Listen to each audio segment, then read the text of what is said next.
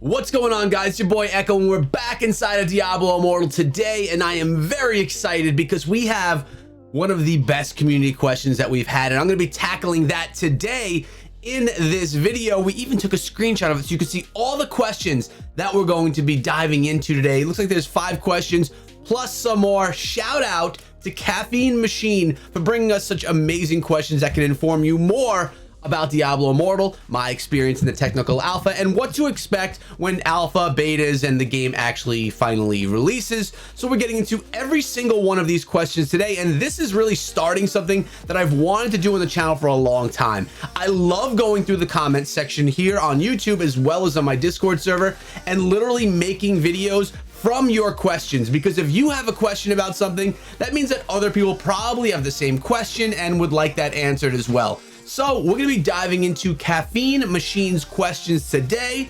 If you like this, let me know in the comments, but also share your comments, share your questions as well, because I literally got the idea from this video just from scrolling through my comments section, checking out what you guys were saying. Bam, here's the video, the focus of the day. Let's get into it. So it starts out by saying the video topics, PvP itemization, what stats were on the PvP drops in Billifin. So what he's talking about there is the small PvP element of the game that was there in the final stage of the technical alpha, where you would meet up with another group of players and you would battle it out. You battle against the other team, a little boss, and then you would get yourself a chest. Now, it seems that there was always a legendary item inside of that chest. Now, full disclosure here, I went to this 2, possibly 3 times, and every time that I went, when I was playing on normal difficulty, not playing on the harder difficulties, there was no contest. There was no other player there for me to battle. So when I got there with no other player,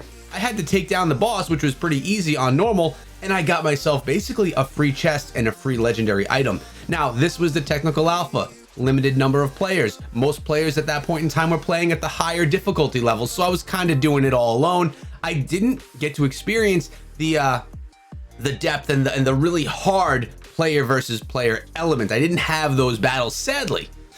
But that's just what it was. I went and I tried to get in there 2 or 3 times, but you do get yourself that nice legendary item, which is great. I mean, why not do that? That's PvP as it was in technical alpha, but I anticipate big changes and more when the game releases. And the next question is, what did you learn about in-game currency? What did you use your gold for, and what did you avoid using it for, and why? Paragon has a gold buff. Is it worth it? Platinum, same question. All right, good question. And honestly, this is me thinking back months, so I'm a little bit faded on my memory on exactly what I used everything for. I do remember that platinum back then didn't have a huge value. Like, it was there as a currency, but you didn't find yourself doing a ton of stuff with it. If anyone else from the technical alpha is watching this video right now and wants to add their comments below, I could pin a comment if you can give more detail on this question. This question is probably the one that I have the least info of out of all 5 that we're going to be touching on today. The gold I was using for, I believe it was upgrading my weapons when I wanted to boost something from a level 1 to a level 2, stuff like that. I never felt that I didn't have enough gold, and that was cool because you could pick it up. You get it from the season pass, the free version, or the paid version as well. You can get it from you could gamble, I believe, to even get gold. There were many ways to get gold. As you're watching the gameplay now, just from grinding the game, the enemies drop gold. So if you want to get more, you could just literally play through the game. You'll get gold drops and that'll be good. So there's also going to be a shop inside of the game for real money where you could buy gold, I would assume. I think there was actually when I saw the shop. We couldn't actually interact with it, but I think there was a shop for platinum and gold. Don't quote me on that, but I'm pretty sure that's how it was. So I didn't find myself, and remember, I did grind them to max level of 45, and I never felt that I just, oh man, I don't have enough resources. So that was pretty cool, but it was mostly for the upgrades of my gear. Now, we should get on to the next question. Question number 2 is, did you find a system that got you more monster essence drops for the bestiary? And the only way that I found myself ever getting monster essence drops were from playing in the open world, like we're watching right now. This is me on my first playthrough using the Demon Hunter, which was the first character class that I used inside of the game ever. And the only way that you get monster essence, as I just picked up a piece right there, you just saw that yellow ball pop on out.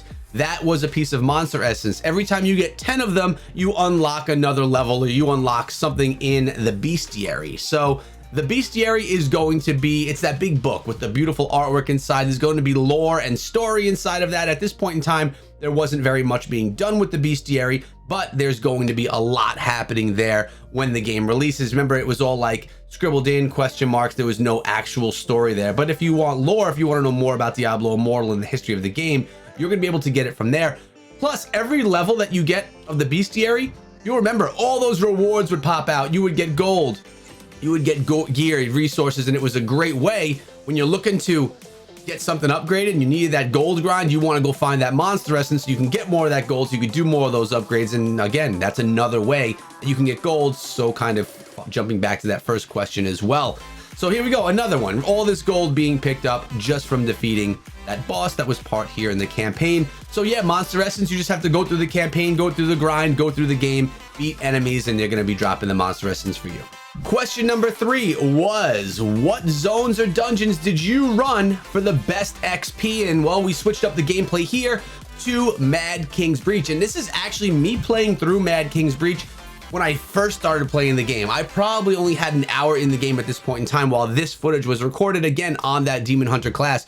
But the Mad King's Breach was one that we found as a community was the quickest to run through, giving you the most rewards, being able to gain you the most XP, but not only XP, but also drops of loot and things like that inside of that rift itself. Plus, this one was a ton of fun. Now, the Mad King was one of my favorite to battle inside of the game, not only because of the rewards, but because it just looked really cool.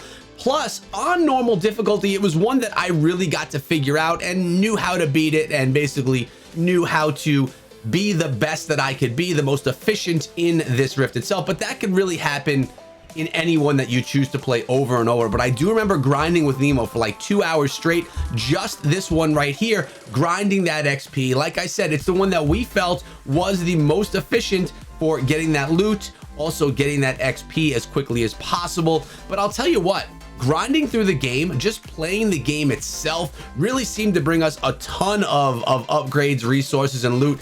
I didn't feel that grinding a particular rift was so much better than just playing through the game, although, you know, I didn't min-max everything. I didn't figure out the most experience I can get from every single thing from a mathematical standpoint. I know I probably will, or others will. Also remember, the daily bounty board, those 8 different things that you can run, those are probably some of the best ways for you to grab the most rewards and the most XP. Question number 4, what did you learn while playing the first character that sped up leveling for the rest? All right, looks like Caffeine Machine really wants to focus on leveling. So right now we're looking at my monk, which was the second character that I played. And I did learn some things along the way. With my Demon Hunter, I did not upgrade gear, right?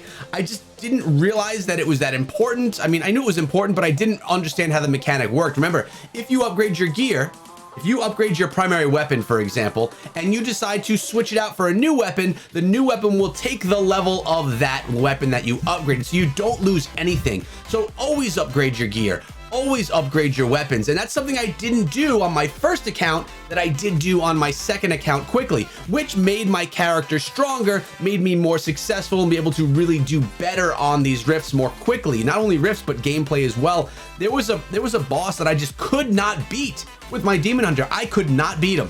It's because my gear wasn't upgraded. I didn't insert gems properly the way that I should have, and I didn't get the most out of the account. And that's because my first account was the learning phase, the phase that many of you are going to be in when you first get the game.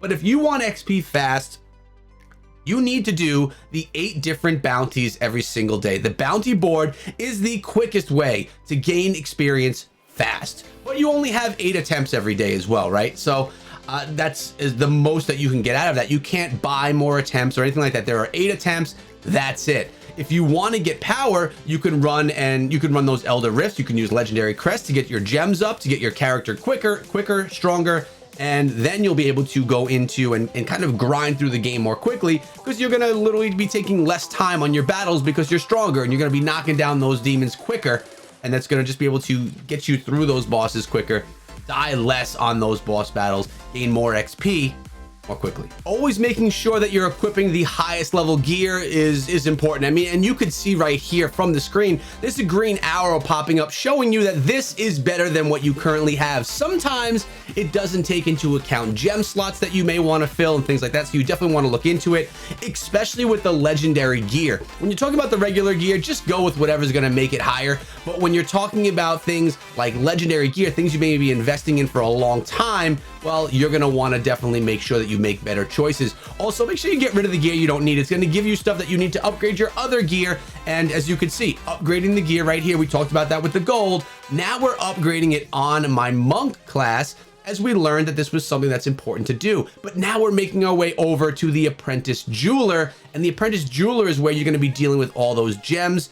Obviously, your skills as well. Make sure you find out which ones work best for you in the battles that you're trying to do. But here at the apprentice jeweler, notice right now I only have one of my legendary gems hooked up. Only one is slotted. So we're gonna pop the other ones in as well. This was again before I started grinding Elder Rifts with legendary crests and really building up my arsenal of legendary gems. But you're going to put these inside of your legendary items, your primary, and remember you can get those smaller gems and put them into your secondary gear as well. Those can be picked up from the merchant, which is right outside the door of the apprentice. You can get a certain number of those per day, merge them together, get them stronger, get into those battles, and you have yourself a stronger hero. It's going to be more quickly moving through the game. And the final question: where is the video with the next test, the next alpha, the next beta? Yeah, as soon as I get the next phase of testing in my hands, you better believe that I'm gonna have videos out every day on it, like I'm kind of doing now, but with actual gameplay of me playing, as well as live streams happening over on Twitch and right here on YouTube on this Echo Gaming Diablo channel, because you guys are going to be right there with me throughout the entire thing. So as soon as I know about it, you guys will as well. But great questions coming from Caffeine Machine. If you want your questions highlighted or maybe even made a video exclusively for your questions, make sure you sound them off down below, or even better, over on the Discord server. But we're out of here for today. I hope you sub the channel if you do enjoy Diablo Immortal and you want to know what's going on every single day, whether there's something big happening or something small. We got you covered right here. Remember guys, we got brand new exclusive gear in the shop right now. Make sure you come on through. It's linked down below. If you're into the St. Patty's Day stuff, we got stuff just for you. It's only available for 2 weeks. Have a good day, enjoy yourself, and be good.